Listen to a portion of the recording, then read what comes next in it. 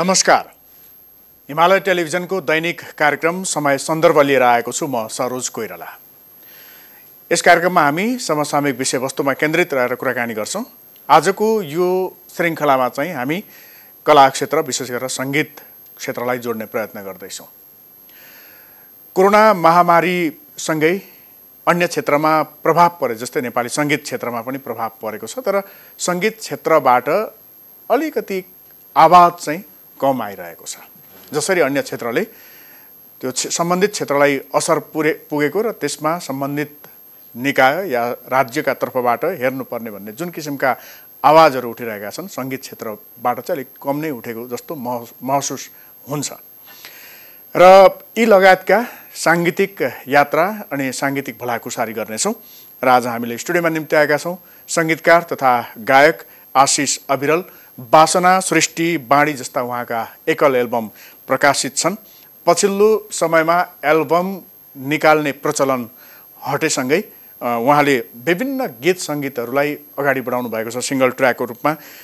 उहाँका चर्चित गीतहरूमा तिमीले दिने माया, तिमी बिनाको जीवन, माया लुकी लुकी, नाइ मलाई थाहा छैन, म बाँचेकै तिमीसँगै, माया लाउन जस्ता अन्य थुप्रै दर्जनौं गीतहरू उहाँका चर्चित छन्। चलचित्रमा ए मेरो हजुर 3 जसका गीतहरू निकै लोकप्रिय पनि भए र ए मेरो हजुर 4 मा समेत उहाँले सङ्गीत भर्नु भएको छ।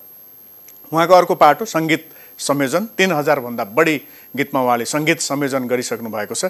र पछिल्लो समयमा नेपाली साङ्गीतिक क्षेत्रमा उहाँले सङ्गीत संयोजन गरे त्यो गीत लोकप्रिय हुन्छ या चर्चित हुन्छ अथवा सामान्य बोलीचालीको भाषाभन्दा हिट हुन्छ, साङ्गीतिक भाषाभन्दा भन्ने चलन पनि रहेको छ। र महँगो सङ्गीत संयोजकका रूपमा पनि उहाँलाई लिइन्छ। स्वागत छ यहाँलाई। धन्यवाद। आराम हुनुहुन्छ? आराम छु। अब कोरोना महामारी सँगै साङ्गीतिक गतिविधि त अलिक कम नै भयो होइन? अहिले पछिल्लो समय के छ, केही समय त ठप्पै भयो, बिचमा अलिकति भित्रभित्र कामहरू भए पनि अहिले के छ पछिल्लो समय? अब पहिलो चरणको लकडाउनमा चाहिँ अलि मनस्थिति पनि के हुने कसो हुने बढी त्रास पनि भयो।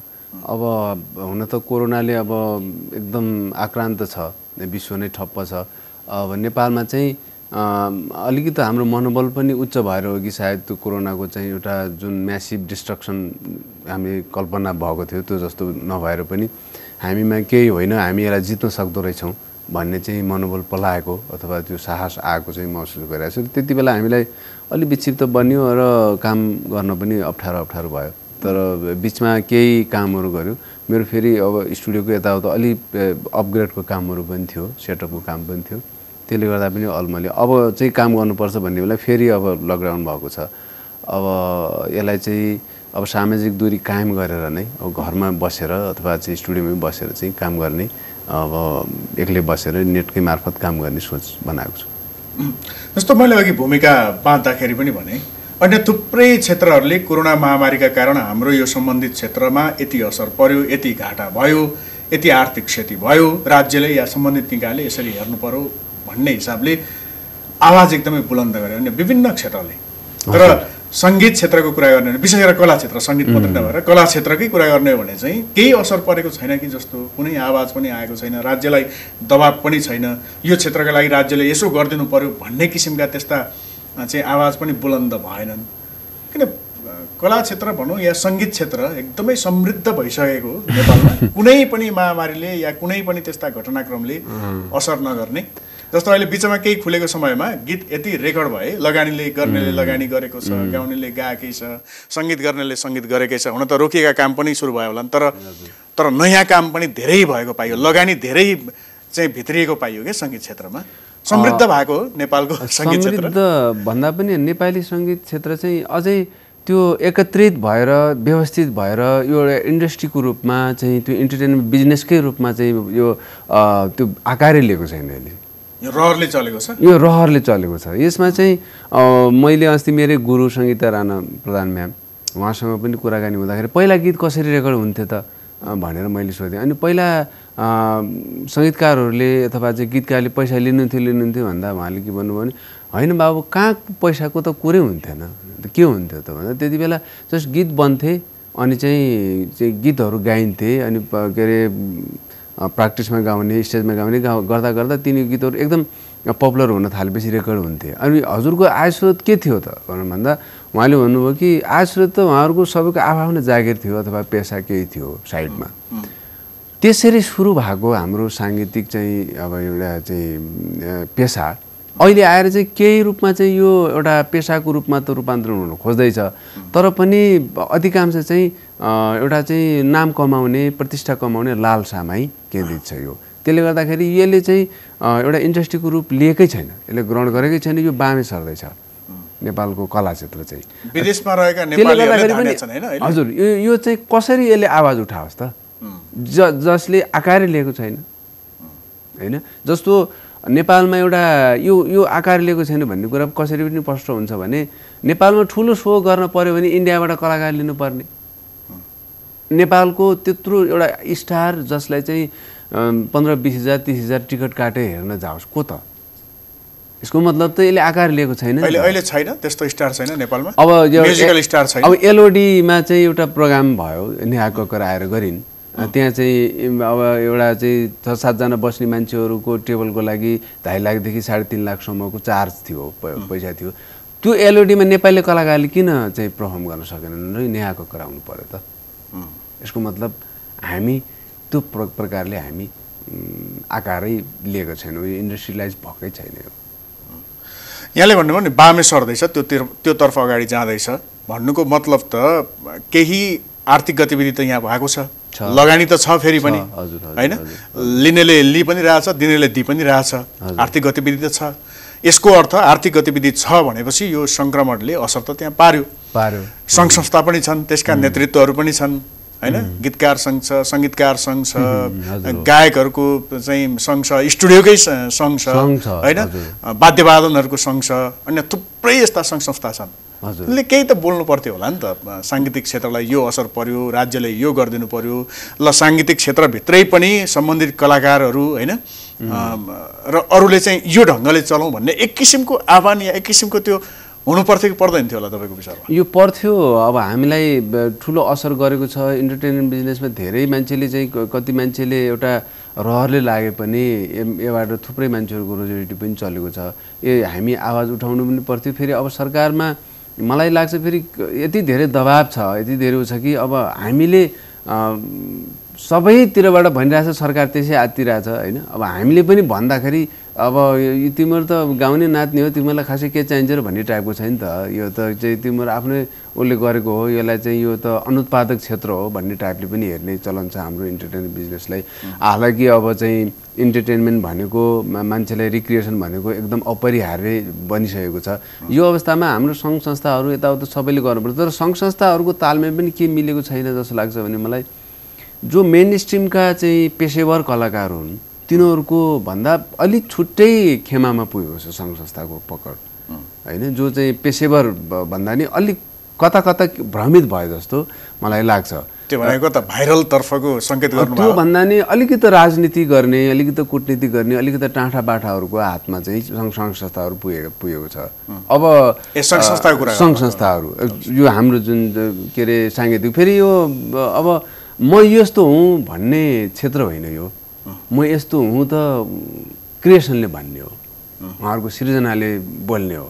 यहाँ मान्छे बोल्ने चलन छ, म यस्तो यस्तो भन्ने चलन छ। त्यो भन्दा नि उहाँको सृजनाले भन्नुहोस् न म हो होइन? मान्छेले हुङ्कार गर्दैमा त हुँदैन। यहाँ त सृजना बोल्नु पर्यो, सृजना त्यो अनुरूपको हुनु पर्यो। सृजना त्यो आफै बोल्छ, आफैले मैले गरेको काम के हो भनेर त हरेक मान्छेको मनमा मस्तिष्कमा त्यसले बोलिरहेछ नि। म बोल्न पर्यो भने त मैले त उही चाहिँ एउटा बोकेको कुकुरले मृग समात्दैन भने जस्तो मैले त सृजनालाई त बोकेँ। अब त्यसले चाहिँ कसरी श्रोतालाई मन जित्ला त, त्यसले कसरी स्वीकार गर्ला त? त्यसले त्यो सम्भव छैन। जस्तो कलाकार अलिकति नरम हुन्छन् अथवा कोमल मनका हुन्छन् भन्ने कुरा त यहाँबाट पनि देखियो होइन? तपाईँले अघि भन्नु पनि जस्तो अन्य थुप्रै क्षेत्रले सरकारलाई दबाब दिए, हजुर, उनीहरूले सोचेनन् नि सरकार दबाबमा छ, यो बेलामा हाम्रो क्षेत्रले यो गर्नुपर्छ भनेर।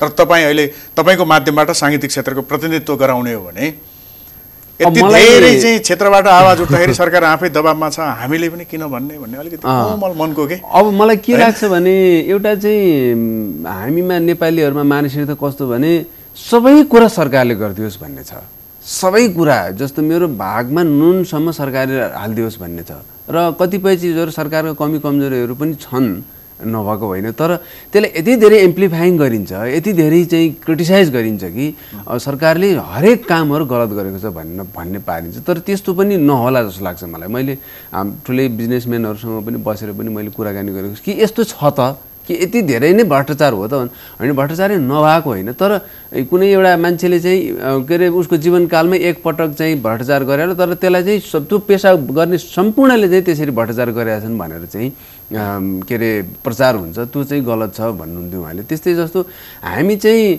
जनस्तरबाट चाहिँ के गर्दैछौँ त, यो कुरा निकै इम्पोर्टेन्ट हुन्छ। किनभने आखिर जनताबाटै नेता हुने हो, हामीबाटै मध्येकै मान्छे त्यहाँ जाने। हाम्रो मेन्टालिटी कस्तो छ त, मैले चाहिँ गएर घुस खुवाउने, मलाई चाहिँ एउटा चाहिँ इलिगल्ली अवैधानिक रूपमा चाहिँ छिटो छरितो रूपमा पैसा कमाउनु पर्या हुन्छ र मैले त्यो मान्छेलाई प्रभावमा पारेर म चाहिँ भन्छु काम गर्छु। अनि त्यसपछि फेरि दोष चाहिँ हामी सिस्टमलाई मात्रै लगाउँछौँ। अब आउने मान्छेहरू हामी जस्तो हामी जसरी अनियमितताको अब चाहिँ कुरा गर्छौँ, यता गरिरहँदाखेरि त्यहाँ अनियमितताको नारा विरुद्धमा नारा लाउने मान्छेमा कस्तो खालको मानसिकता छ त, कि त्यही मान्छेलाई लगेर त्यहाँ राखिदिने हो भने कि त्यसले एकदम पर्फेक्ट काम गर्ला त, पर्फेक्ट फङ्सन गर्ला त, त्यो त कल्पना गर्न सकिन्न नि त। ठिक छ, यहाँले भने जस्तै आवाज उठाएन सङ्गीत क्षेत्रले होइन, ठिक छ, आफै धानिने अथवा आफै व्यवस्थापन गर्ने एक किसिमको मौन मानसिकतामा अब के लागिरहेछ भने सरकारले केही कुराहरूमा चाहिँ एकदम कन्ट्रोभर्सियल कुराहरू गरिदिने। जस्तो अब घरबेटीले यो महिनाको भाडा छुट दिनुपर्छ, यो यसो गर्नुपर्छ, यसरी प्रचार पनि आउने, अनि घरबेटीले फेरि यसरी भनेर हुन्छ, हामी कहाँ दिन सक्छ। अब सरकारको आफ्नो पकडमै छैन, घर जुन भाडामा लगाउने कुराहरू छ सबै आफ्नै सिस्टममा भएको भएर सरकारलाई कहाँ कति भाडामा छन् के छन् भन्ने कुरा सबैको डाटा भए पो बल्ल नगर भन्न मिल्थ्यो। आफूसँग त्यो प्रकारको मेकानिजमै छैन, नगर भनेर कसरी मान्छ उसले, उस कहाँ भाडामा छ कि छैन मान्छेसम्म थाहा छैन सरकारलाई। ठिक छ, अब अलिकति फेरि सङ्गीत क्षेत्रमै आउँ। अब उसो भए असर चाहिँ कतिको परेको छ भन्दिनुहोस्। असर त एकदमै परेको छ। अब हामी सबैभन्दा बढी त म्युजिक इन्डस्ट्रीलाई नै पर्यो नि, किनभने इन्टरटेनमेन्ट बिजनेस भनेको त मासमा जाने हो। त्यो कलाकारले गएर मासमा चाहिँ प्रोग्राम प्रदर्शन गर्ने हो, त्यो मासमै जान पाएन, अब त्यो कामै गर्न पाएन भनेपछि त हामी त मास ओरिएन्टेड बिजनेस भएको हुँदाखेरि पनि हामीलाई त्यतिको असर त कमैलाई परेको। जस्तो फिल्मकै कुरा गर्नुभयो भने फिल्म त हलमा लाग्ने हो, हलै बन्द छन्, गायकहरू क्षेत्रले त आवाज उठाएको छ नि त। अब हाम्रोमा पनि अब त्यो आवाज चाहिँ उठाउनु पर्छ। अब आवाज उठाएर पनि के गर्ने, हाम्रै मास ओरिएन्टेड भएको हुँदाखेरि त्यही मास मान्छे जम्मा हुँदाखेरि कोरोना बढी फैलिन्छ भन्ने कुरा छ। अब त्यसले गर्दा अब हामी एउटा व्यवस्थित रूपमै आवाज उठाउनु पर्छ जस्तो लाग्छ मलाई। तपाईँ आफै पनि कम्पोज गर्नुहुन्छ, गाउनु पनि हुन्छ, सङ्गीत संयोजन गर्नुहुन्छ, आफै स्टुडियो सञ्चालन पनि गर्नुभएको छ। हजुर, राम्रो स्टुडियो, हजुर, महँगो मध्येको पनि पर्छ सम्भवतः होइन, मैले राम्रै सञ्चालन गर्नुभएको छ। जस्तो तपाईँलाई चाहिँ कतिको असर परेको छ त्यो बताइदिनुहोस्। मलाई चाहिँ धेरै नै असर गरेको छ। जस्तो मलाई चाहिँ अब डेली बेसिसमा काम भएको छैन, अब मान्छेको आवतजावतहरू पनि छ, फेरि हाम्रोमा फेरि अलि जेन्युन मान्छेहरूको काम हुने भएको हुँदाखेरि पनि उहाँहरूको दिनचर्या कस्तो हुन्छ, उहाँहरूको स्टेज प्रोग्रामहरू कस्तो हुन्छ, त्यो कुराले पनि असर गर्छ। अब मेरोमा प्राय गरेर चाहिँ हजुरको यो रहर गर्नेहरूको काम कम हुन्छ, प्रोफेसनल लेभलको मान्छेहरूको कामहरू बढी हुन्छ। तर प्रोफेसनल लेभलहरूले त उहाँले त कहीँ गएर कमाएर अनि त्यसपछि मलाई दिने हो।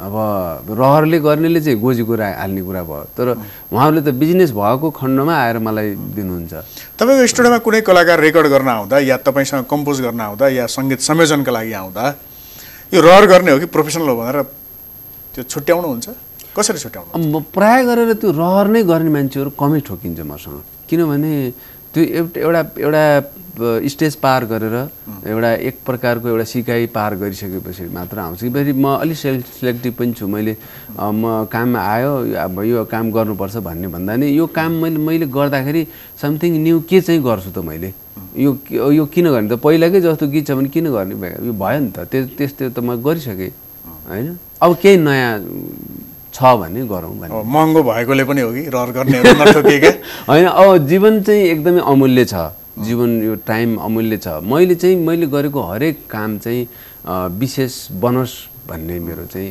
व्यक्तिगत अभिप्राय। सङ्गीत संयोजनको यहाँले 1 लाख भनेर तोक्नु भएको छ होइन, घोषणै गर्नुभयो।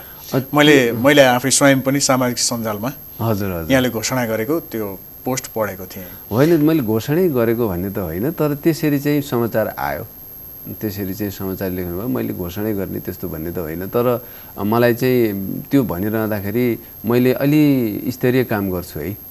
मैले चाहिँ अबको समयलाई चाहिँ अलि प्रोडक्टिभ र चाहिँ मैले नेपाली म्युजिक इन्डस्ट्रीले पनि केही दिने हिसाबले गर्छु है भन्न खोजेको थिएँ मैले। त्यो सङ्गीत संयोजनकै 1 लाख अथवा त्यसको हाराहारी तपाईँले भन्नुहुन्छ भने अब कम्पोजको त अझ बढी हुनु पर्यो होला। हजुर, कम्पोज त अझ महत्त्वपूर्ण त्यो त्यो एउटा गीतको मुटु भनेको त कम्पोज हो होइन। त्यसलाई एरेन्जमेन्टले सिँगार्ने कुरा होला। हजुर, भनेपछि त कम्पोजको कति 1.5 लाख 2 लाख 3 लाख त्यस्तो होइन। तर मैले चाहिँ विशेष गरी आफूलाई त्यो कम्पोजिसनमा केन्द्रित गर्न सकौँ भनेर पनि मैले त्यो गरेको थिएँ खासमा। रणनीति रहेछ उसो भए। होइन, रणनीति अब काम चाहिँ अलिक सिलेक्टिभ होस् अनि काम स्तरीय पनि होस् र चाहिँ विशेष गरी नेपालमा चाहिँ यो चाहिँ जुन कला क्षेत्र छ एकदम सफलभन्दा सफल कलाकार पनि आर्थिक रूपमा चाहिँ हजुर पीडित देख्नुहुन्छ। जस्तो स्टुडियोको कुरा गर्नुभयो भने स्टुडियो सफल छ, स्टुडियोले गरेका गीतहरू बजारभरि छ्यापछ्याप्ती हिट छन्, तर त्यो स्टुडियो घाटामा छ। यसको मतलब के त भन्दा कुनै पनि पेसा सफल अनि चाहिँ व्यावसायिक रूपमा घाटा, यो त म्याचै नहुने कुरा हो नि त। कुनै पनि पेसामा छैन, तर हाम्रो म्युजिक पेसामा छ त्यो। हजुर हिट हुनुहुन्छ तर आर्थिक रूपमा हजुर विपन्न हुनुहुन्छ, यो त मिल्दै नमिल्ने कुरा हो नि त। यो कसरी म्याच हुन्छ? हजुरको चाउचाउ बिग्नु बिक्या छ तर चाहिँ के अरे कर्मचारीले तलब पाएको छैन, यो त मिल्दैन नि त। हाम्रो म्युजिक इन्डस्ट्रीमा त्यस्तो छ। जस्तो यहाँले भन्नुभयो नि हाम्रो चाहिँ व्यावसायिक बनिसकेको छैन होइन, एकदमै रहरले चलेको छ। अझ पछिल्लो समयमा हेर्ने हो भने त विदेशमा रहेका नेपालीहरू हजुर उहाँहरूले इन्भेस्ट गर्नुभएको छ। कसैले गीत लेख्नु भएको छ, पैसा पठाएर गीत रेकर्ड गर्न लाउनु भएको छ, कसैले गाउनै भएको छ, विदेशमा कमाएको ल्याएर इन्भेस्ट गर्नुभएको छ। त्यसले अहिले साङ्गीतिक क्षेत्रको मुख्य भाग चाहिँ धानिएको देखिन्छ। यद्यपि यहीँ प्रोफेसनलहरूले पनि गरेको छँदैछ आफ्नो बाटोमा। त्यसो हो भने अहिले पछिल्लो समयमा यो पैसा यति लिने उति लिने भनेर जुन होड चलेको देखिन्छ नि, जस्तो विष्णु माझीले गायिका जो अत्यन्तै राम्रो गायिका हुनुहुन्छ, सालको पात टपरी हिट भइसकेपछि उहाँले 2 लाख भन्दा तल गाउँदिन भन्नुभयो। मैले सुने अनुसार उहाँले 1 रुपियाँ कम भयो भने गाउनुहुन्न। पहिला 50,000 हुँदा पनि 49,999 पनि उहाँले गाउनुहुन्न थियो। भनेपछि अहिले 2 लाख नै चाहियो होइन। तपाईँले 1 लाख को हाराहारीमा घोषणा गर्नुभयो। त्यस्तै अरू कतिपय गायक गायिका म यति हजार भन्दा तल गाउँदिनँ भन्नेहरू पनि थुप्रै हुनुहुन्छ। ठिक छ, यो आफ्नो हिसाबमा आफ्नो एउटा चाहिँ रेट तोक्नु होइन, आफूले गरेको कामको पारिश्रमिक लिनु आफ्नो ठाउँमा होला। तर तपाईँले भने जस्तै व्यावसायिक नभइसकेको नेपाली साङ्गीतिक क्षेत्रमा यो स्तरको डिमान्ड ठिक हो कि होइन? अब कस्तो हुन्छ भने कुनै पनि चिजको मूल्य भनेको अब उसको एटिट्युडमा भर पर्छ। तर एटिट्युड फेरि यति राख्नु पर्यो कि जति पच्छ, नपच्ने मेरो प्रतिभा कति हो र यसले कतिसम्मको मूल्य थिएन सक्छ, र त्यसको रेसियोमा चाहिँ आफ्नो मूल्य कायम हुनुपर्छ एउटा। अब अर्को कुरा फेरि के भने कलाकार भन्ने कुराहरू चाहिँ सहजै भेट्ने, सलमान खानले मलाई मसँग हात मिलाउँदै हिँड्ने त हुँदैन नि त। सलमान खानको महत्त्व किन छ भन्दा पहिलो कुरा उनी महँगा पनि छन्, दोस्रो कुराहरू उनी इजिली अभाइलेबल छैनन्, त्यसले गर्दा नै उहाँको चाहिँ के अरे महत्त्व भएको हो। त्यही कुरा पछ्याउनु भयो। अब नेपालमा पनि त्यस्तो स्टारहरू जन्मियोस् जसलाई इजिली, जसलाई हेर्नको लागि मैले अघि भने नि 10,000 को टिकट काटेर चाहिँ देखाउने कलाकार को त, 20,000 को टिकट कटाएर त्यो मान्छेको पर्फर्मेन्स देखाउने कलाकार को त नेपालमा छैन नि त। तर सलमान खान आउँदाखेरि त 1 लाख को टिकट पनि त बिग्दो रहेछ त, 30,000 कतिसम्मको त के भयो भन्ने हामी न्युजमै आयो त। आखिर स्टार भयो भने के हाम्रोमा के जहिले सुकै यस्तै घिसिपिटी चल्ने त?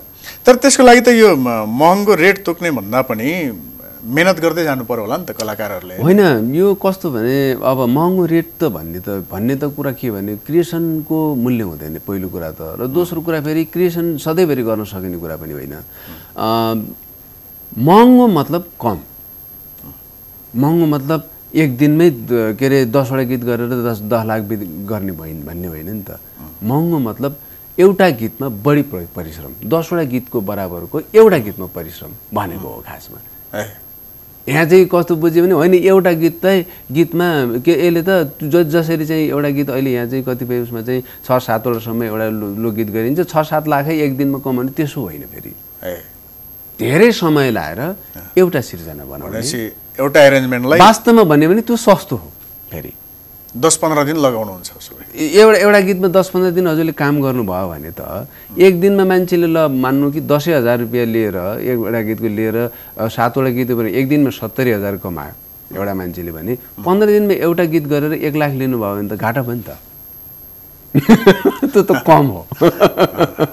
अब कामको हिसाबले अब फेरि अब जस्ट चाहिँ एउटा पैसा कमाउने हिसाबले गर्ने को कुरासँग त अब के नै रहेर त्यो अब त्यो त अब फेरि नेपालमा एउटा विशेष गरी मैले प्राय गरेर हजुर चाहे लुगा किन्ने जानु, चाहे चाहिँ अन्य ग्रोसरी किन्ने जानु, या त जेसुकै किन्ने जानु, हजुरले पैसा चाहिँ फुल तिर्नुहुन्छ, तर त्यो बापतको चाहिँ सेवा चाहिँ हजुरले पाउनु।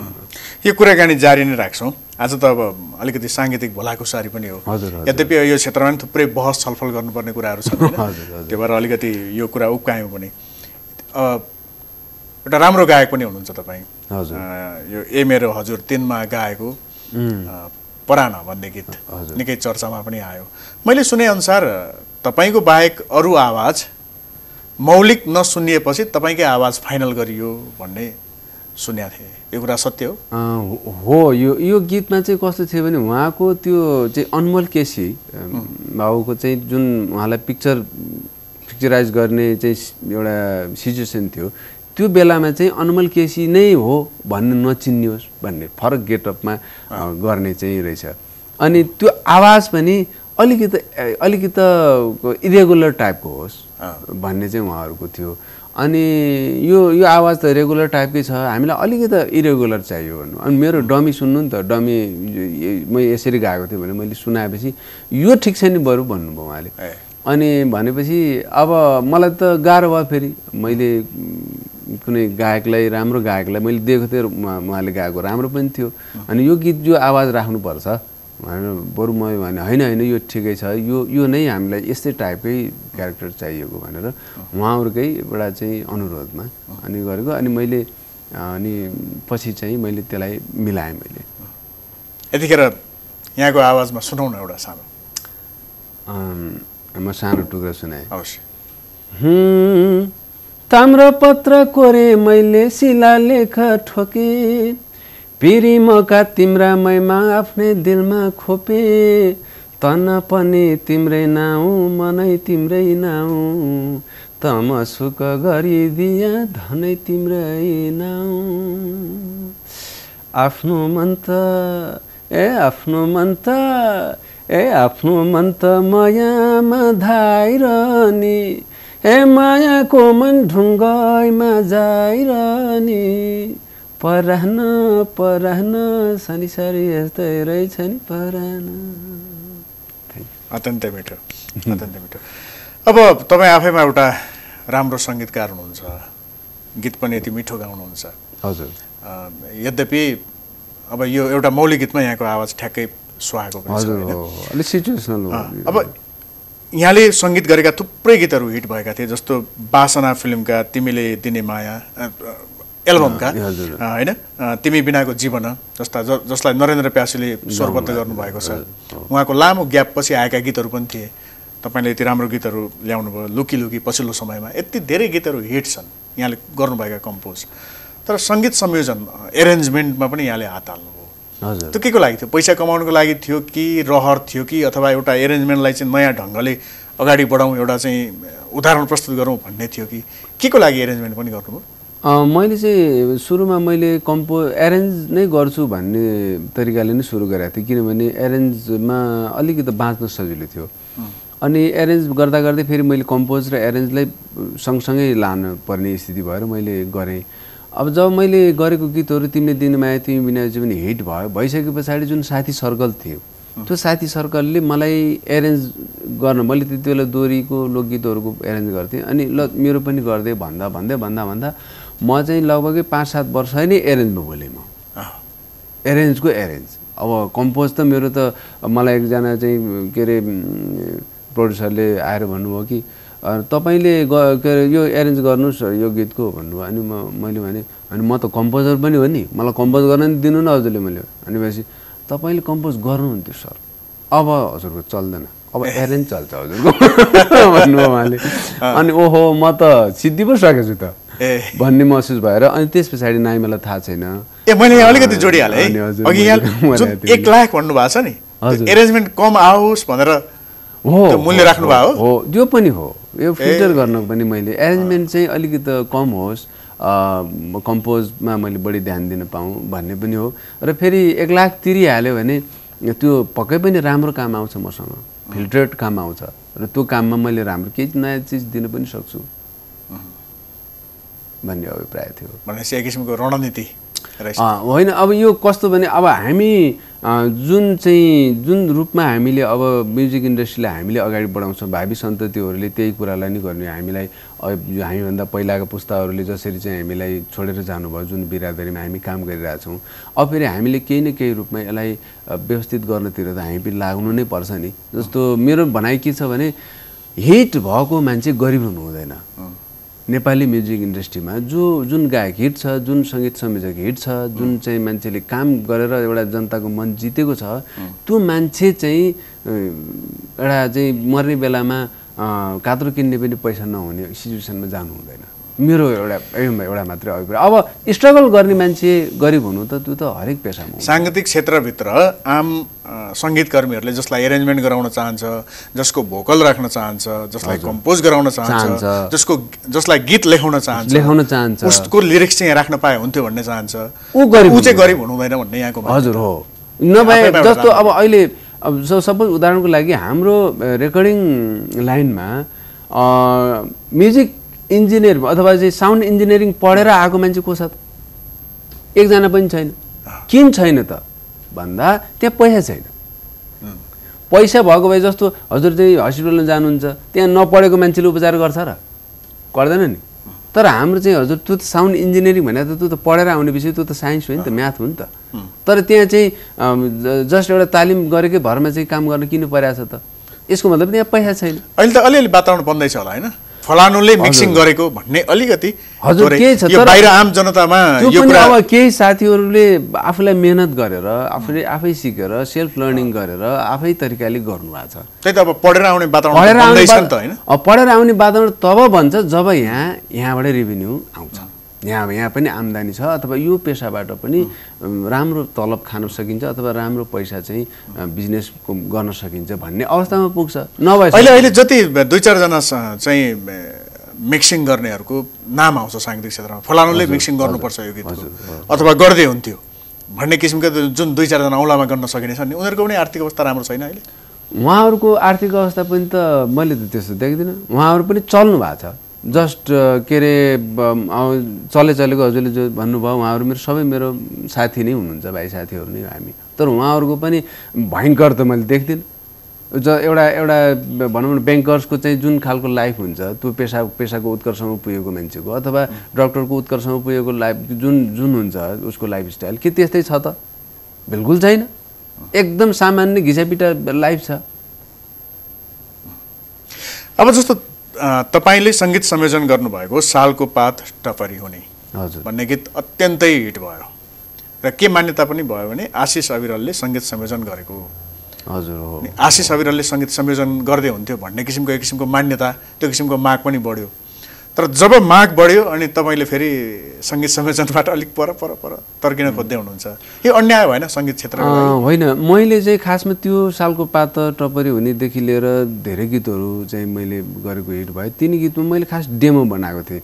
मैले म्युजिक चाहिँ मैले प्यासनको लागि बनाउँछु। म खासमा मैले पैसाको लागि होइन, मलाई त्यो पैसाले खासमा मलाई पुगेकै छैन। किन पुगेको छैन भन्दाखेरि मैले एउटै गीतमा धेरै दिन लगाएर काम गरेँ। धेरै दिन लगाएर काम गर्दाखेरि म व्यावसायिक रूपमा कमजोर हुँदै गएँ र चाहिँ म घाटामा जाँदै गएँ। मेरो स्टुडियो भयो, मेरो व्यक्तिगत उसो भयो, म घाटामा पर्दै गएँ। किन भन्दा मैले एउटै काममा म बढी भुलेँ। Time is money. त्यसले गर्दाखेरि अब म धेरै टाइम लाएर एउटै काम गर्छु भने हजुरहरूले पनि मलाई अलिकति मन खुकुलो बनाइदिनु नि त भन्ने मेरो रिक्वेस्ट हो। एउटा अर्को गीत सुनौ फेरि यहाँको आवाजमा। यहाँले कम्पोज गर्नुभएको सुनाउनु भयो भने हुन्छ, कुनै एउटा राम्रो गीत। अब नरेन्द्र प्यासी दाईको यो गीत अब अहिलेको जेनेरेसनले भुलिसकेको पनि हुनसक्छ जस्तो लाग्छ। म यसलाई फेरि अलिकति यसलाई क्रिएट गरेर पनि ल्याउने सोच्दैछु मैले। अनि थोरै टुक्रा सुनाउँछु। तिमी बिनाको जीवन सोच्नसम्म नि म सक्दिन, फूल बिनाको बासना सोच्नसम्म नि म सक्दिन, बरु जाओस् मेरो जीवन, बरु जाओस् मेरो जीवन, माया मार्न म सक्दिन। सङ्गीत साधना गर्ने, सङ्गीतलाई पूजा गर्ने, सङ्गीतमै समर्पण हुने, पैसाभन्दा पनि त्यो सङ्गीतभित्र हराएर राम्रा राम्रा गीत सङ्गीतहरू आम दर्शक श्रोताहरूको लागि निकाल्ने एउटा साधकहरूको एउटा समूह छ। अर्कोतर्फ पछिल्लो समयमा भाइरलहरूको अर्को समूह छ। हजुर। तर अहिले नेतृत्व चाहिँ सङ्गीत क्षेत्रमा, अरू कला क्षेत्रमै भनौँ, विशेष गरेर सङ्गीत क्षेत्रमा पनि भाइरल हुनेहरूले गरिरहेको जस्तो देखिन्छ, होइन? यो सत्य हो? यो कुरालाई त अब मैले मान्दिनँ। यो हामी बदनामीमा नाम खोज्दैछौँ, होइन? फेरि हामी नेगेटिभली हिट हो कि पोजिटिभली हिट हो? अब नेगेटिभ पनि इनर्जी त हो नि, होइन? नेगेटिभ पनि त करेन्ट त हो, पोजिटिभ पनि करेन्ट हो, होइन? नेगेटिभ र पोजिटिभ मिलेर गर्ने। अब त्यो हामी अहिले नेगेटिभ हिटलाई हामी चाहिँ हिट भयो भन्दैछौँ। कोही मान्छे डिसलाइक गर्न आयो तर भ्युज त गर्यो, भ्युज त भयो, भ्युज त काउन्ट भयो। अब त्यो ऊ चाहिँ मान्छेले हेरिरहेछ, खिसीतिउरी गरेर हेरिरहेछ, व्यङ्ग्य गरेर हेरिरहेछ, तर त्यही कुरामा मलाई त हेर्न त हेर्नु नि, कमसेकम त्यसलाई त हेर्नसम्म हेरेको छैन भनेर आफ्नो बदनामीमा रमाउनेहरूको जमात ठुलो छ। त्यसले गर्दा मैले के चाहिँ हाम्रो अहिलेको चाहिँ जेनेरेसनलाई मैले अथवा अहिलेको अब हाम्रो जनताहरूलाई पनि मैले के भन्छु भने कोही मान्छेको बारेमा अनावश्यक चर्चा नगर्नु। कसैको मन पर्दैन, जस्ट लिभ इट, छोडिदिनुहोस्, होइन? किन सब्सक्राइब पनि त्यसैको गरेको छ, गीत पनि त्यसैको सुनेको छ, गाली पनि त्यसैलाई गरेको छ, किन टाइम वेस्ट गर्ने? अनि कतिपय फेरि चाहिँ सङ्गीतकै चाहिँ काम गर्ने मान्छेहरूले फेरि उसको खेदो खनिरहेछ। ए बाबा, उसको खेदो किन खन्नुहुन्छ? उसले नराम्रो गरेछ, तपाईँ राम्रो गर्नुहोस्, सिम्पल छ त। उसलाई उसका गल्ती कमजोरी तैँले यसो गरे भए उसो। हामीमा फेरि यस्तो खालको चाहिँ के छ भने एकदम पाङ्ग्रेभन्दा पाङ्ग्रे मान्छेमा साधकको क्वालिटी खोज्छौँ, साधकमा चाहिँ त्यो पाङ्ग्रेको क्वालिटी खोज्छौँ। अवश्य अवश्य। अब त्यही साधक छ त, उसैको गीत सुन्ने भयो त, त्यो नसुन्ने, त्यो भएन अरे, होइन? उसमा चाहिँ त्यो अहिले चल्ने जस्तो गाउनु पर्यो नि, गाउनु पर्यो नि भन्ने, अनि त्यो चल्ने फेरि फलानु त्यस्तो गाउनु पर्यो नि त। त्यो त्यस्तो गाउनु नसक्ने, ल अब भयो, यो पनि हुन्न अरे, त्यो पनि हुन्न अरे, हुन्छ चाहिँ के? यो स्थिति। त्यसले गर्दा फेरि यो नेगेटिभमा रमाउने, यो चाहिँ एउटा नेगेटिभ ऊर्जामा, बदनाममा रमाउने, बेइज्जतमा रमाउने, बे हटाएपछि त इज्जत छ नि त भन्ने, होइन? बद हटाएपछि नाम त हो नि त भन्ने, यो खालको एउटा चाहिँ मनोवृत्ति बढिरहेको छ। यो चाहिँ समग्र कला जगतकै लागि यो चाहिँ राम्रो कुरा होइन। तर यो धेरै दिन टिक्ने त हुँदै होइन। तर हाम्रो जस्तो नेपाली साङ्गीतिक क्षेत्रको आधार भनौँ, आधार त एउटा सङ्घर्षपूर्ण छ नि होइन, साधनापूर्ण छ नि। नारायण गोपाल, भक्तराज आचार्य, तारादेवी, अरुणा लामा, गोपाल इन्जन जस्ता साधकहरूले र उहाँहरूभन्दा अझ अग्रजहरूले पनि एउटा खडा गरेको आधार, जसमा पछाडि पछिल्लो पुस्ता पनि राम्रा राम्रा साधकहरू आए। यो आधार यो कसरी भत्क्यो? यो यस्तो क्रम कसरी आयो? यो सामाजिक सञ्जालका कारण हो कि, अथवा अहिले जुन सूचनामा सर्वत्र पहुँच छ नि त्यो कारण हो कि हाम्रा साधकहरूले वास्तवमा समय अनुकूल सरल ढङ्गले आफ्ना साधनाहरूलाई पस्किन नसकेको कारण हो कि के कारणले बिग्रियो यो माहौल? अब खासमा मैले थुप्रै म्युजिकको थ्योरीको क्लासहरू लिँदाखेरि धेरै चाहिँ एउटा विद्वानहरूले के भन्नुहुन्छ भने म्युजिकलाई जतिसक्दो सिम्पल बनाउन सक्नुपर्छ, अनि त्यो सिम्पल चाहिँ सुनिनुपर्छ। सिम्पल बन्नु भन्दा नि गहन भए पनि सरल सुनिनुपर्छ र म्युजिक कम्प्लिकेटेड हुनु हुँदैन अथवा लाग्नु हुँदैन होइन। इन द सेन्स अब भन्ने चाहिँ सुन्यो, तर चाहिँ अब यसो भनिरहँदाखेरि पहिलाको र अहिलेको काम गराएको एउटा चाहिँ प्रकृति नै फरक छ। पहिला चाहिँ सोखको लागि गीतहरू रेकर्ड हुन्थे, पेसा अलग थियो, गीतहरूको रेकर्डिङ चाहिँ छुट्टै एउटा क्रिएटिभ हिसाबले यो गीत विशेष बन्यो, यो गीत फलानु रागमा यसरी बन्यो, अथवा फलानु एउटा कर्ड्सको एउटा चाहिँ कम्बिनेसनमा यसरी बन्यो, यो कर्ड्सको यस्तो भएको छ भनेर गीत रेकर्डिङ हुन्थे। र अहिलेको गीत रेकर्डिङ प्रत्यक्ष रूपमा एउटा चाहिँ पैसासँग सम्बन्धित छ। त्यसले गर्दा जब जुन चिजमा पैसा चाहिँ एउटा हाबी भएर आउँछ अथवा रेभिन्यू हाबी भएर आउँछ, त्यो चिज चाहिँ अन्ततगत त्यो भ्रमित भएर जाने रहेछ। अब नेपालको शिक्षा क्षेत्र अथवा चाहिँ अब स्वास्थ्य क्षेत्र पैसामा जोडिँदा बित्तिकै यो त अनेक विकृत रूप आयो नि। अब हामी अन्त्यमा छौँ, जाँदा जाँदै 2 लाइन सुनौँ, त्यसपछि हामी बिदा हुन्छौँ। अब मैले चाहिँ गीतहरू त थुप्रै छन्। अब हाम्रो प्रमोद खरेलजीले गाउनु भएको गीत थियो, अनि निकै मन पराउनु भएको थियो, म बाँचेकै। म बाँचेकै तिमीसँग माया लाउन हो, मर्ने पनि अर्को जुनी तिमीलाई पाउन हो। ज्योतिषीले भन्छन् मेरो निधारमा तिम्रो नामै छैन,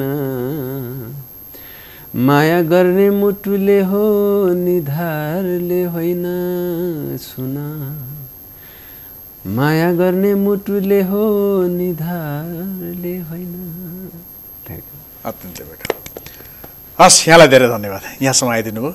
धन्यवाद। मिठा रमाइला कुराहरू भए, केही अनुभूतिहरू चाहिँ साङ्गीतिक कुराहरू मैले केही मनमा लागेका नेगेटिभ अर्थ त नलास् कुण्ठाहरू पोख्ने मौका पाएँ। तर पनि यो एउटा चाहिँ समग्र हाम्रो एउटा म्युजिक फ्रेटर्निटीको विकासको लागि थियो। अब हामी कसैले नराम्रो गरेको छ भन्दैमा चाहिँ हामी हतोत्साही हुनु हुँदैन, हामी राम्रो गर्ने मौका छ। अवश्य। हस्, धन्यवाद। धन्यवाद। हामीसँग हुनुहुन्थ्यो सङ्गीतकार गायक आशिष अविरल। उहाँसँगको यो साङ्गीतिक कुराकानी, साङ्गीतिक भलाकुसारीसँगै कार्यक्रम समय सन्दर्भको आजको लागि समय सकिएको छ। भोलि फेरि अर्को सन्दर्भ लिएर हामी आउँछौँ नै। नमस्कार।